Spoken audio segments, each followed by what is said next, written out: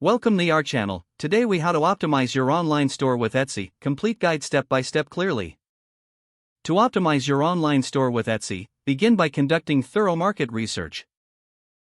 Identify your target audience and their preferences. Explore successful shops similar to yours to understand what works. Next, focus on your shop's branding. Choose a memorable shop name that reflects your products.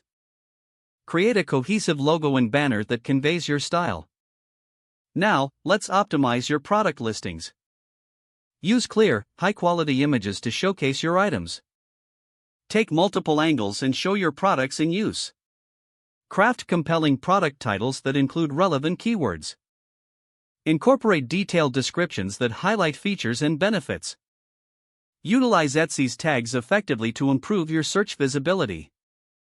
Next, pay attention to pricing strategies. Research competitor pricing to find a competitive yet profitable range.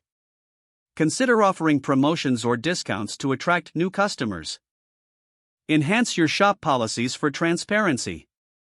Clearly outline shipping times, return policies, and customer service. This builds trust with potential buyers. Now, focus on customer engagement. Respond promptly to inquiries and messages.